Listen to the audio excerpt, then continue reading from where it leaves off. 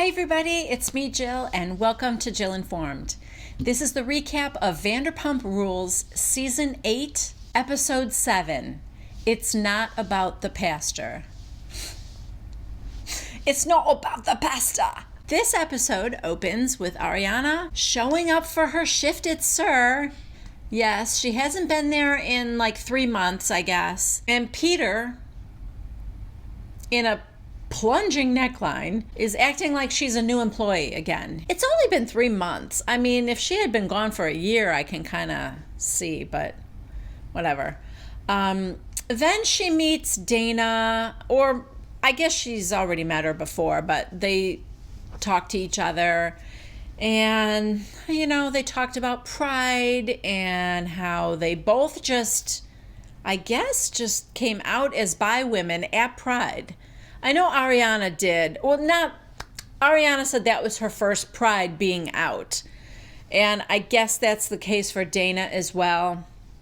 She said that she told Max that she was bi, and he was so cool with it. And okay, don't talk about Max. I hate that Dayna's storyline is tied to Max because I kind of like Dayna. And I hate Max, and you guys tell me what you think in the comments, but I think Bravo has probably edited out a lot of scenes with Max and Brett, or at least as much as they can, because you hardly see them, and I am A-okay with it. Anyway, they're bonding over being bi sisters.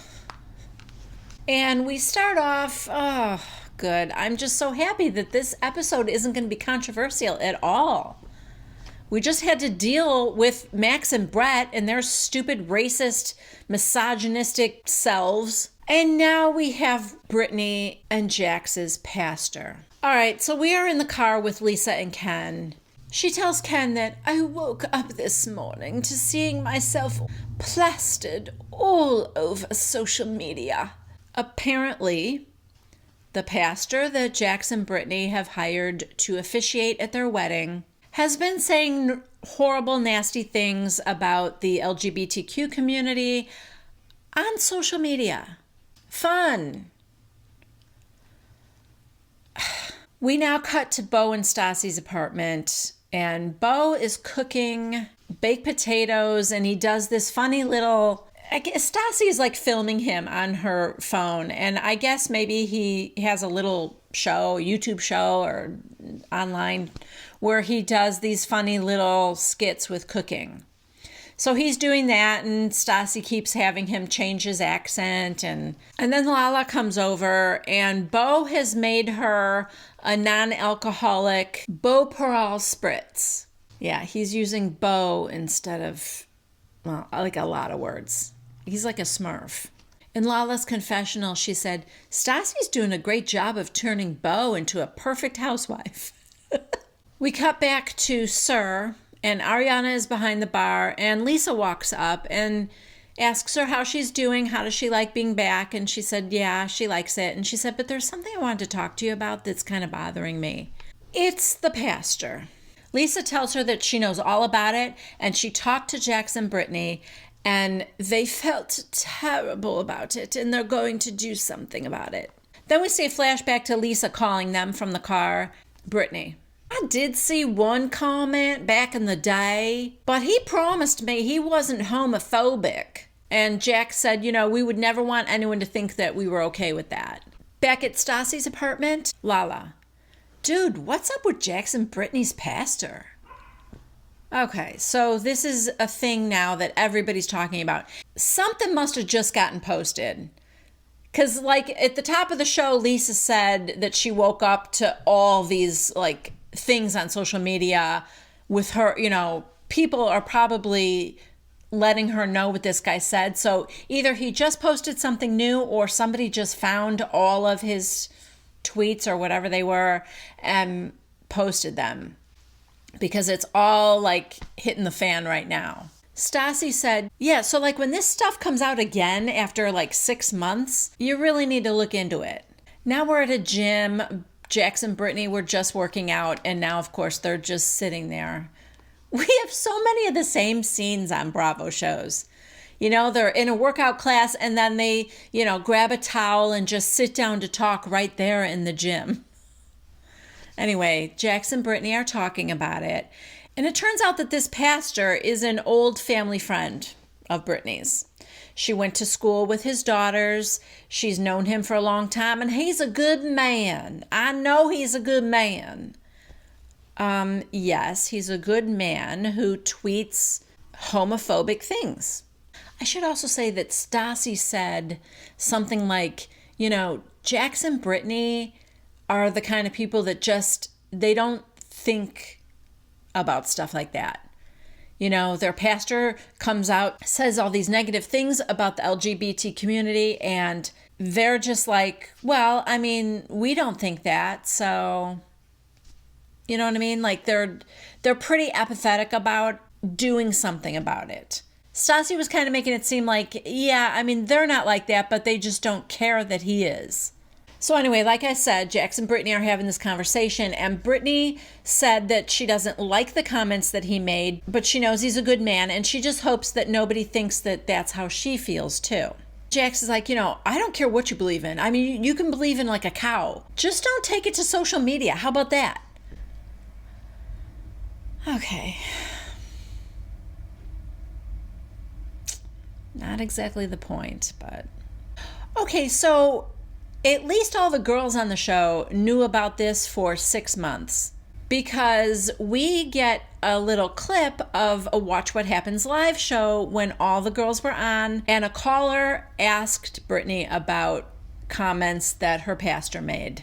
And she was very upset, and she said, I've known this man all my life, and if I thought he was like that, I wouldn't have him in my wedding. So then Andy's like, okay, very well said. And everybody's clapping, and all the girls are clapping, except for Ariana. Yeah, she's kind of doing this. Like she's not smiling. She's the only one that doesn't seem to think that that's a very good answer. Now we're back at Sir, and Lisa has called Raquel over to have a little chat with her about how she missed her shift for Pride. Raquel apologizes. I'm sorry I was late for my shift, but I was supposed to check on James. Lisa stops her. No, you weren't supposed to check on James. You were supposed to work your shift. Raquel. Well, that was my thought process. Oh, God. Then we see that Raquel was very worried about James because of what happened last year at Pride when he got into that with Katie and he was drinking too much and the nightmare that turned out to be. Anyway, he was kind of doing that again, and Raquel thought that she needed to babysit him. So then Lisa said, your boyfriend screws up every chance he gets. Do not go down the same path as him. Raquel. I don't think I will.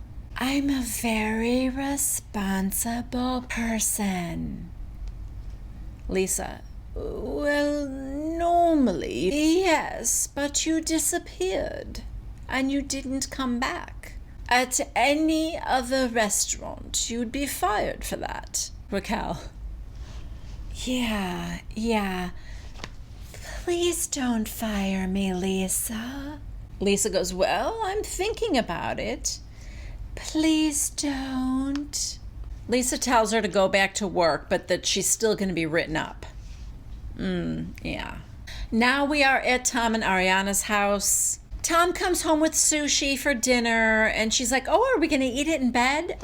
Yeah, you're going to eat it in bed because you guys have no furniture. You don't own a table. You don't own chairs. You don't even own a bed. You're actually just going to eat it on your mattress, which is where you're hanging out right now. Anyway, they start talking about, you guessed it, Jax and Brittany's pastor. Ariana tells Tom that Brittany claims to have only seen the one post from 6 months ago. That was about how, it was a sin, and that now that same-sex marriage was going to be legalized, that our nation was becoming wicked. something like that. So Tom asked her, do you believe that Brittany only saw that one? And Ariana's like, well, I don't know. In Tom's confessional, he said, I think Ariana just wants to believe that Brittany didn't see any of the other ones. Well, Tom doesn't know how they could have missed it, because in the past 6 months, all of them, everyone in the cast has been tagged in every single one of these pastors' negative comments. So, yeah.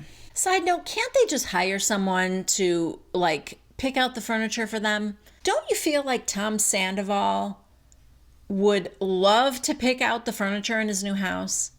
And I feel like it isn't a financial issue. I feel like they probably could afford it. So why didn't they? And again, I go back to like 2-3 episodes ago when Sandoval made fun of the Schwartzes for just still using the furniture that was in the house when they bought it. But he got rid of all theirs because he wanted their own furniture. Why? I mean, listen, I would want my own furniture too. That's not what I'm saying why to. What I'm saying why to is, why get rid of the furniture until you have new furniture to replace it? It just seems insane that they're in an empty house. Okay, next we have an icky scene with Dayna and Max. Yeah. I guess they decide to be exclusive with one another. Ugh. I can't help but wonder if he also told Scheana the same thing. Because it seems like he has a problem, like a chronic problem, where he can't stop acting like he wants to be monogamous with a girl. To the point where he's like even the first one to say it. And then the girl's like, well, okay. Dude, you didn't have to say it if you didn't want to. But he leads them on, lets them believe that he wants to be exclusive, and then, you know, moves on or cheats on them or whatever. But like, I think he's got an issue. And I don't know, maybe he's messing with Dayna now too. I just want Dayna to get out. Run, girl, run. Now. I wish someone would send her a note from the future. You are not going to want to be tied to this guy. Okay, over at Katie and Tom's house, they are setting up for Brittany's bridal shower. Katie, Lala, Stassi, and Ariana are setting up decorations, and they're like, you know, throwing streamers to each other. They keep missing. Someone has to keep going down a flight of stairs to get it. Whatever. They're just having fun though. Now we get a very concerning scene over at James and Raquel's apartment. Yeah, I don't remember anything like this from last year or the years before, but Raquel tells James that she got into some trouble for missing her shift. She had a talk with Lisa and, you know, she was in trouble. She's on probation or whatever. And James said, well, yeah, you shouldn't have done that. Next time I'm upset because you're not seeing me, you should go to your job. Yeah, okay. Weren't you just screaming, Raquel, where the f*** are you? Why are you not here? You missed my whole set. Like a little baby. In Raquel's confessional, she tells us that when she wakes up in the morning, she never knows which James she's going to get. And that he's very unpredictable. Raquel tells James that she was afraid that if she went to her shift at SUR and not gone to see him, that he would have spiraled out of control and started drinking. Didn't he do that anyway? I mean, he was definitely drinking, and he rage called her. So, yeah, he pretty much spiraled out of control anyway, just because she was late. Raquel said, on a good note, Peter invited me to his birthday party, but I can't invite you, James. James is like, oh, geez, why not? Raquel, Peter said because he's a groomsman and he doesn't want to upset Jax. Which, oh my God, that's so stupid. You do get this hilarious flashback to when Peter is saying that to Raquel. He invites her and he's like, but you know, James can't come because, you know, I take being a groomsman very seriously. And Raquel starts laughing. which I think I would have done too. Peter's like, I'm serious about this. Oh my God, it was so funny. James, in his confessional, does a hilarious impersonation of Peter now. He's getting good at his American accents. He really is. Much better than I am trying to do James. He goes, I know we've been hanging out a lot, but I'm licking Jax's asshole now because I'm one of his groomsmen and I can't invite you to my birthday party. Okay, but you guys, this relationship is so abusive. It's really making me uncomfortable right now. That's why I said earlier that it was troublesome. But like I said earlier, I don't remember James being like this, or I didn't notice it before. Maybe it's a progression with his alcohol drinking. I don't know. And I don't think he's physically abusive to her. I mean, I don't know. He could be, but I've never seen any evidence of that. But he is definitely manipulative and emotionally abusive. And Raquel, you know, she's just simple enough to be easy for James to manipulate. So anyway, what happens now is he wants to know if Raquel is going to the party, even though he wasn't invited. And she said, no.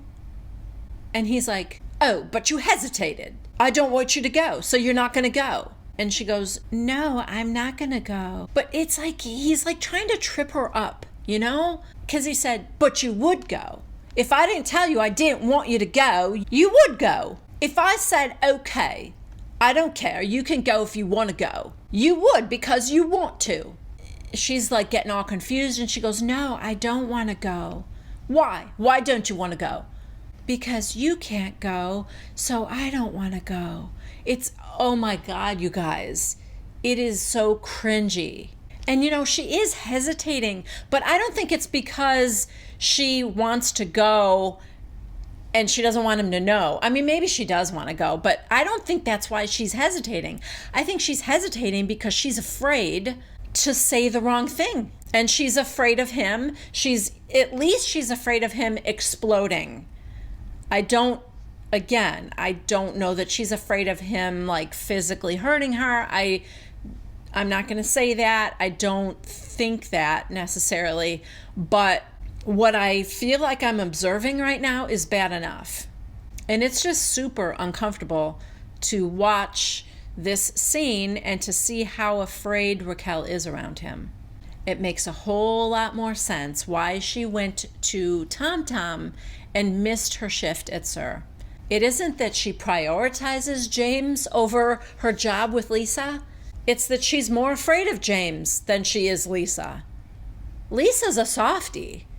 If Lisa caught wind of the fact that Raquel was afraid of James like that, I bet Lisa would just take her under her wing, take care of her. In fact, she probably should tell Lisa right now. But yeah, this was, I don't know, it was a little more than uncomfortable. I didn't like this scene at all. Back at Katie's house, Ariana and Lala are now having a conversation about the pastor. I guess Brittany and Jax did fire him though, but they're still talking about it. And Ariana said that she feels like everyone's just kind of holding their breath around Brittany and Jax until they get married. It's like nobody can say anything wrong. Nobody can say anything to upset them. Nobody wanted to talk to them directly about their pastor because they didn't want them to get upset, or they didn't want Brittany to get upset. Everyone's just staying quiet about it until after they get married. Probably because Brittany reminds them every day, my wedding day is all I've been thinking about since I was a little girl. You know, so, you don't want to ruin it. Anyway, she kind of says that to Lala, and Lala said, yeah, it's like Brittany is living in a bubble of unicorns and princesses. And cue the princesses walking up Katie's driveway as we speak. Yeah, it's so funny. Stassi had hired these women to be like all the Disney princesses, or I don't know if they like have the rights to be calling themselves Disney, but that's what they look like. One looks like Ariel, one looks like Cinderella and all that. But the timing was kind of funny. Over at Tom Tom, the Toms are pulling dead leaves off of these potted plants. I don't know, stupid. But James walks in to get his check from Pride, and he sits down to talk to them. James tells them that he's not invited to Peter's party. Sandoval's like, "You're not? Why?" And he tells him what Peter said to Raquel about not wanting to upset James. And Sandoval wonders if, just because you're a groomsman, it means you can't invite whoever you want to your own birthday party. James said, well, everybody's walking on eggshells around Jax. That he's a bit of a groomzilla, which I already said that weeks ago. He is definitely right up there with Brittany. This, dude, it's my wedding. Like, oh God. They're the worst. Okay, so now over at Katie's house, the bridal shower is in full swing now. Brittany arrived with her mom and sister or sister-in-law, I can't remember. And, a bunch of people are there now. At one point, Katie was sitting out on her balcony and Kristen came out there and she's like, "Cheers to having a good party for Brittany." And Katie's like, "Oh, okay, thanks." And Kristen said, "Oh, are you doing the same thing I'm doing for the sake of Brittany?" And Katie said, what's that? And Kristen said, "Just gonna gloss over the Miami thing so that we don't upset Brittany." Katie's like, "Yeah." Kristen goes, "Okay." And then she leaves. It was the weirdest little exchange. Anyway, Lisa shows up and, at one point, Brittany said, "Okay, so we had to find someone new to officiate the wedding. So we got Lance Bass." Oh, God. Yeah. Over at Tom Tom, Schwartz goes, "Oh my God, Katie just texted me. Jax and Brittany's new officiant for the wedding is Lance Bass." And they're just like, "Oh my God." James goes, "Wow. They got the gayest pop star, overcompensating. And it took way too long." Which he's probably right on both counts. I do feel a little bit sorry for Brittany because, she asked her mom, "Is that okay that Lance Bass is going to do it?" And, her mom nods but doesn't seem super happy. And then Brittany said, "Well, I still want someone to read a prayer and bless the wedding, because that's important to me." Back at Tom Tom, Sandoval starts talking about how Jax and Brittany were tagged on every single one of those posts that the pastor made. So they knew very well the kind of negative, nasty things he was saying. He's like, it was only when Lisa talked to them about it that they did something about it. Which is kind of what Stassi said early in the episode, that they didn't really care what he was saying until Lisa told them that they should care, basically. Okay, now we are at Peter's birthday party, and it's at this bar that also has batting cages in it and stuff. And poor Peter is there by himself. Scheana shows up first and gives him a hug. And then he's like, "Hey, what are you drinking?" She goes, "I'm not drinking. Remember?" And he's like, "No, why?" And she's like, "Because I'm freezing my eggs." "You are?" And she goes, "Oh my God, I've told you this 1,000 times. And in her confessional, she said, "I feel like nobody ever listens to me when I tell them that I'm freezing my eggs. Or they just don't care." And then we get a montage of every time Scheana said, "Oh, I can't drink. I'm freezing my eggs. I'm freezing my eggs. I'm freezing my eggs." All right, so everybody else shows up. Jax tells Schwartz to smell Peter's hair. I guess it smells great. So that's happening. Then Peter tells Jax, "I didn't invite James because I didn't want you to be upset." And Jax is like, "Well, I mean, you can invite whoever you want. It's your birthday party, but I do appreciate that he's not here. Because, you can never trust the guy. You don't know what he's going to do. He might run through the walls, Cut to James's apartment where he's got this virtual reality thing on his head and he walks right into a floor lamp. Oh my God. All right, so everybody's having fun, they're doing the batting cages and everything. And then, oh gosh, Schwartz, Beau, and Jax are talking. And this scene is so funny because Schwartz says something to Jax about how you don't even like music. And Jax is laughing and he goes, I do like music. They were talking about their wedding song. And maybe Schwartz was teasing him like, you don't even care because you don't like music, something like that. So Jax says, I do. And Schwartz said, okay, as long as you don't have Looks Like We Made It as your wedding song. And they're all laughing. And Jax goes, that is our wedding song. Beau's laughing. And he goes, are you serious? That is your wedding song? And Jax goes, yeah, it is. Oh, Looks Like We Made It. That's your wedding song? And Jax goes, yeah, she loves Shania Twain. And then Beau's like, oh, no, I mean, yeah, it's a great song. I love Shania Twain too. Yeah, it's great. But is he serious? Is that really his song? So it keeps going back and forth. And like, Beau cannot believe it. And Jax finally said, you're kind of making me feel bad about it. And Beau's like, no, it's great. It's a great song. It like, is it really your song? Oh my God. It's so funny, you guys. Jax said it's about like proving everybody wrong. Like we've overcome something and no one thought we'd make it, but we did. Then in Beau's confessional, you guys, Beau goes, for Jax and Brittany to dance to You're Still the One by Shania Twain is perfect. The very thing that Jax and Britt have forbidden all of us to talk about is literally written into the lyrics of this song. All right, so Dayna is there too, and she's sitting with Stassi and Katie, and they're talking, and she tells them that she and Max are exclusive now.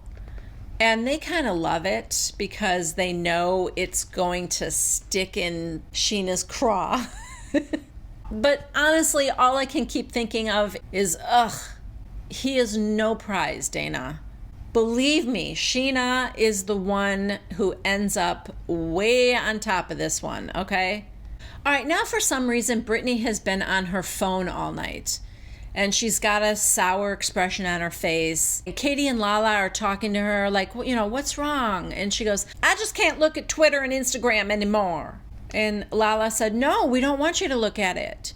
Anyway, I guess people have been making fun of her on social media after she posted a picture of her shower with all of the princesses.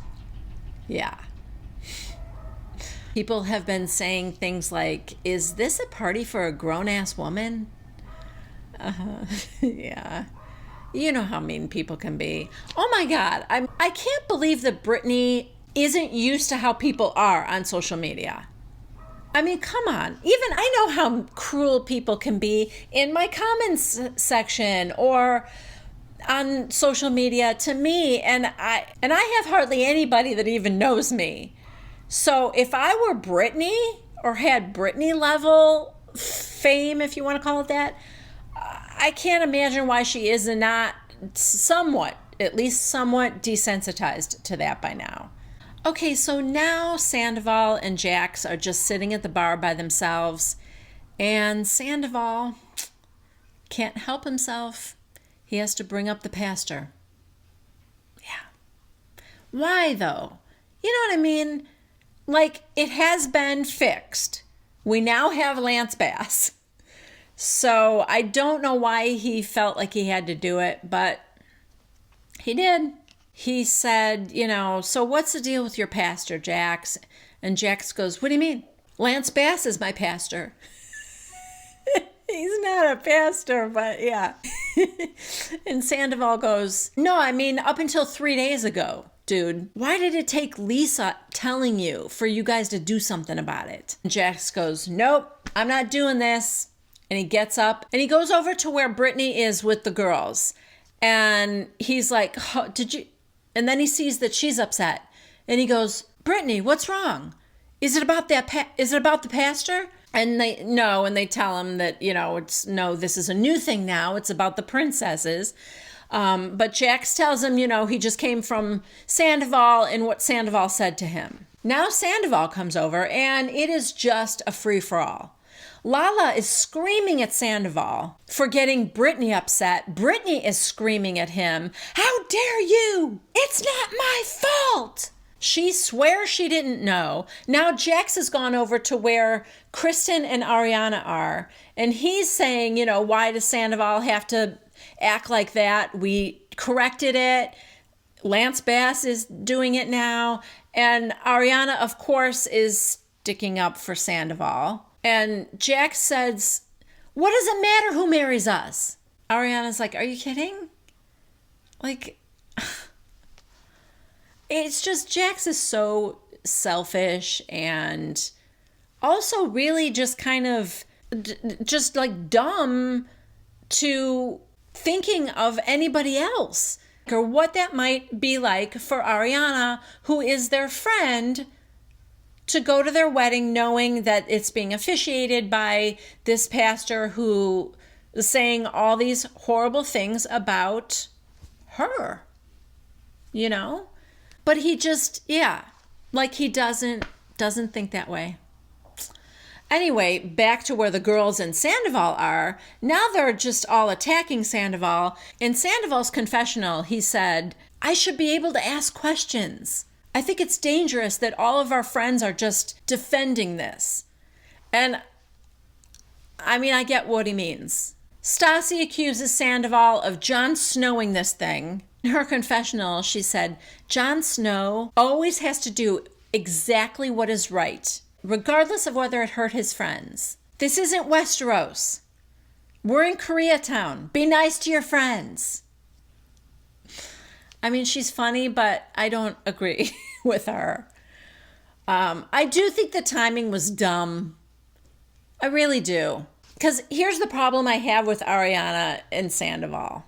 You guys also knew about this for 6 months because you were getting tagged on all of the horrible comments that this pastor made for 6 months. You guys knew about it. You knew Jax and Brittany knew about it. You didn't say anything to them about it. You didn't say, "This makes me very uncomfortable," or you didn't say, "I don't think I can go to your wedding because of it." No, none of it.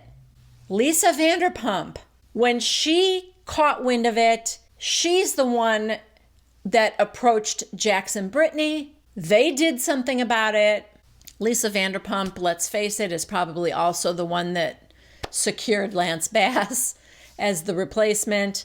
But honestly, they're just as at fault as Jax and Brittany because they didn't do anything about it either. And so now to call Jax and Brittany out, listen, I get it. I don't like it. I wish Jax and Brittany did something on their own about it. But you guys didn't approach them either. And to do it now, 2 weeks before their wedding, after Lisa did something about it, it's ineffective. Lisa already solved the problem.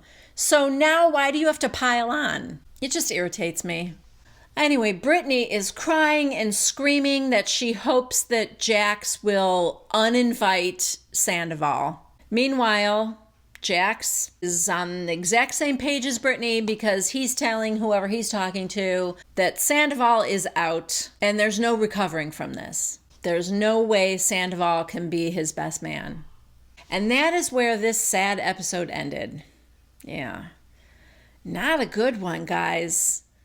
Hated all the pastor stuff. Really hated the James and Raquel stuff. Let me know in the comments if you felt something like I felt with those two.